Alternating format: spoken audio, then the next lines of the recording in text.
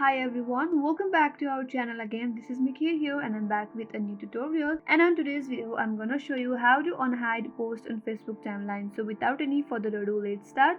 First of all, you have to launch Facebook app on your device. Once you open that, make sure that you're logged into your Facebook account. Now at the upper right corner of your screen, you will see your profile icon. So tap on that. You will land on this menu page. From there again, tap on the settings icon from the upper right corner as well. Once you tap on that, you will land on your settings and privacy page. From there, scroll down and find out activity log under your information section. Once you find out, tap on activity log. You will land on this interface. Now again from the interface, you will be able to see activity history icon. So tap on activity history. Now from here at the upper left corner, you will see filters. Tap on filters. A dialog box will pop up that will provide you two options: categories and date. From there, tap on categories. You will land on this interface. Now at the very top, you will see your activity across Facebook. Tap on there again.